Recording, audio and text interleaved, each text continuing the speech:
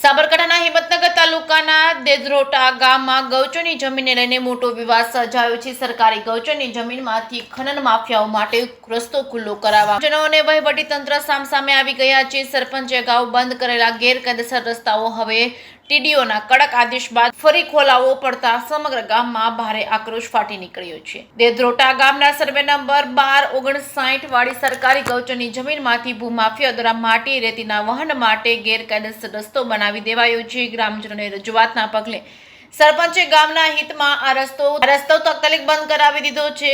જોકે ત્યારબાદ ગિરીશભાઈ પટેલ નામના વ્યક્તિ આ રસ્તો ખનીજ વહન માટે કાયદેસર હોવાનો દાવો કરી પંચાયતમાં વળી અરજી કરી હતી, પરંતુ સરપંચે શરૂઆતમાં રસ્તો ખોલવાનો સ્પષ્ટ ઇનકાર કર્યો હતો। આ મામલો ગરમાતા આખરે હિંમતનગર તાલુકા વિકાસ અધિકારીએ સરપંચને કડક પત્ર પાઠવી 2 દિવસમાં રસ્તો ખુલ્લો કરવાનો આદેશ આપ્યો હતો। વહીવટીતંત્રના દબાણ સામે ઝૂકીને સરપંચે રસ્તો તો ખોલી આપ્યો, પરંતુ હવે ગ્રામજનો હવે સંગઠિત થઈ વિરોધમાં મેદાને આવ્યા છે। ગામ લોકોને સીધો આક્ષેપ છે કે રેતી માફિયાઓને આર્થિક ફાયદો કરાવવા માટે સરકારી તંત્રની મિલીભગતથી આ રસ્તો ચાલુ કરાવ્યો છે। કે સિંગલ સાથે અશોક નાઈ, સાબરકાંઠા। ડોક્ટર સાહેબે જે મંજૂરી આપી હતી રસ્તાની 5 સભ્યોની જે કમિટી રચી હતી 335 ને 334 માં, એ રસ્તો કાયદેસર આ છે। અને જે ગિરીશભાઈ જે ઉલ્લેખ કરે છે રસ્તાનો કે ભાઈ આ રસ્તો છે, એ 1259 રસ્તો એ આ છે। આ ગૌચર છે ગામના ગૌચરમાં ખોટી રીતે ગેરમાર્ગે દોડે છે બધાને। કલેક્ટર સાહેબને જે રસ્તાની મંજૂરી આપી હતી અમારો કોઈ વિરોધ નથી। અમારો વિરોધ છે એ આ રસ્તા માટે છે। આ રસ્તો જેથી કંઈ બંધ થાય એનું કંઈક તમે યોગ્ય નિરાકરણ કરો। મારું નામ ઝાલા દેવેન્દ્રસિંહ રણજીતસિંહ।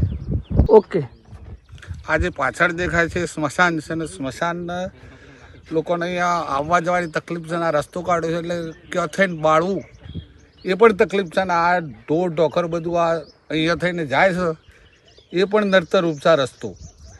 એટલે કોઈ પણ સંજોગે આ રસ્તો થવો જોઈએ, ચાલુ થવો જોઈએ નહીં।